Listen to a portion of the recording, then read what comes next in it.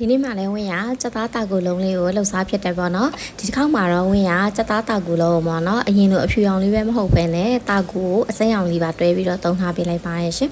တာကူလေးကိုတော့ဝင်းရယူရီးယားတာကူလေးတုံထားရပေါ့နော်သူကယူရီးယားတာကူကကြတော့လေပုံမှန်ဝင်းတို့တာကူလေးနဲ့မတူဘူးပေါ့နော်သူကစက်သားတာကူလုံးလုံးမယ်ဆိုလို့ရှိရင်သူကပို့ပြီးတော့ပေါ့နော်မမစစ်စစ်လေးပို့ရပါတယ်ရှင်ဗမာတာကူကကြတော့သူကနည်းနည်းလေးရေစိမ်လိုက်တာနဲ့ပျော့သွားတယ်ပေါ့နော်တာကူလေးဒီမှာတဲလေးတွေပါလာမှာဆိုလို့ဝင်းရဒီလိုမျိုးစကားလေးနဲ့စစ်ပြီးတော့ရေလေးတရေလောက်ကိုဆေးလိုက်တယ်ပေါ့နော်ပြီးသွားပြီဆိုလို့ရှိရင်တော့တာကူရေလေးစိမ်ထားပြီးတော့ပေါ့နော်အခုလိုမျိုးလေးနည်းနည်းလေးပျော့သွားပြီဆိုလို့ရှိရင်ရပါပြီရှင်အရသာတော့ကိုတော့ဝင်းရစားနဲ့တခြားလေးပဲအနှဲငယ်သုံးပေးလိုက်ပါတယ်ပြီးသွားရင်တော့သူ့ကိုနှမ်းဆက်အောင်လို့ဝင်းတို့အခုလိုမျိုးလေးနေထားပေးလိုက်ပါတယ်ရှင်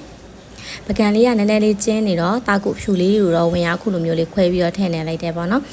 တာကူလုံးလုံးတဲ့ခါမှာပေါ့နော်ဝင်းတို့ပျော်မကျသွားဖို့အတွက်ဆိုလို့ရှိရင်မုတ်သားပေါ့နော်တာကူမုတ်သားလေးကအခုလိုမျိုးနယ်လိုက်တဲ့အခါမှာလက်နဲ့မကပ်ဘူးဆိုလို့ရှိရင်ပို့ပြီးတော့ကောင်းပါတယ်အိုးရဲတော့ဝင်းရစီလေးနဲ့ငယ်ထည့်လိုက်တယ်ပေါ့နော်ပြီးသွားရင်တော့စက်သွန်အဖြူကြော်လေးကိုမှုေးနေအောင်လို့ဝင်းတို့အခုလိုမျိုးလေးကြော်ထားပေးလိုက်ပါတယ်ပြီးရင်တော့ဝင်းတို့စက်သွန်အဖြူအနေလေးတွေကိုစစ်တက်ပေးလိုက်တယ်စစ်တက်နဲ့လေးမှုေးလာပြီဆိုတော့မှပေါ့နော်စက်သားလေးတွေထည့်ပြီးတော့ဝင်းတို့ချက်ထားပေးလိုက်ပါတယ်ရှင်အရသာတော့ကိုတော့ပဲငံများရဲ့အကြည့်အနောက်လေးကိုဝင်းရအနှဲငယ်သုံးပေးပါတယ်ဒီနေရာလေးမှာခရုစီသုံးချင်လဲရတယ်ပေါ့နော်ပြီးရင်တော့စားအရသာမုံလေးအနေငယ်ထည့်ပြီးတော့ရေလေးနဲ့ငယ်ထည့်ပြီးတော့ဝင်းတို့စက်သားလေးကိုချက်ထားပေးလိုက်ပါရှင်။အိုးလေးချကန်ဒီမှာတော့ဝင်းရအနက်လေးပို့ပြီးတော့မှွေးသွားအောင်လို့စက်သွမိတ်လေးတွေကိုထည့်ပြီးတော့ဝင်းရချက်လိုက်တယ်ပေါ့နော်။ပြီးသွားရင်ဆိုလို့ရှိရင်တော့ခုနဝင်းတို့အရသာနှက်ထားတဲ့တာကူလေးတွေထဲမှာပေါ့နော်။စက်သားထာပနာလေးကိုခုလိုမျိုးထည့်ပြီးတော့မုံလိုကြီးကိုလုံးတဲ့အတိုင်းလေးပေါ့နော်။ခလုံးလုံးလေးဝင်းတို့လုံးထားပေးလိုက်ပါတယ်ရှင်။စက်သားထည့်တဲ့ခါမှာလည်းပေါ့နော်ဝင်းတို့တာကူလုံးတဲ့ခါပေါက်မသွားစေဖို့အတွက်ဆိုလို့ရှိရင်ထာပနာလေးကအပြုံထွက်နေလို့မရပါဘူးရှင်အခုလိုမျိုးပေါ့နော်စက်သားနဲ့ဒီတာကူလေးတွေကအထဲမှာမြုပ်နေဖို့အရေးကြီးပါတယ်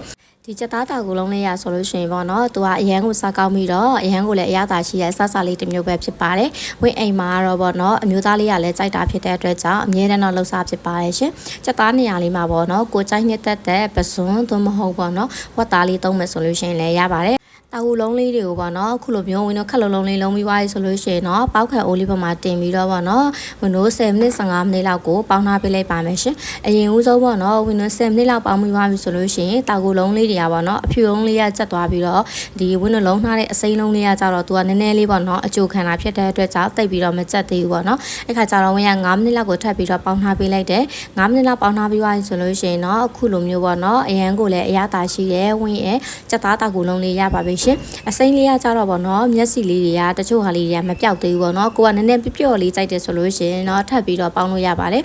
ဝင်ရတော့တာကူလုံးဆိုလို့ရှိရင်ပေါ့နော်မပြော့မမအခုလိုမျိုးခက်တဲ့အနေထားလေးကိုကြိုက်တာဖြစ်တဲ့အတွက်ကြောင့်ပေါ့နော်အိုးလေးချပေးလိုက်တာပါပြီးသွားရင်တော့အခုလိုမျိုးဆက်လက်ရွက်ဂျူးမြေငှုတ်သေးစိမ့်ပေါ့နော်ခုနကကြော်ထားတဲ့စက်သွန်ဖြူကြော်လေးနဲ့တွဲစားမယ်ဆိုလို့ရှိရင်အရန်ကိုလည်းစကောက်လန်ဝတ်ရဲ့စက်သားတာကူလုံးလေးရပါပြီရှင်အားလုံးပဲတတား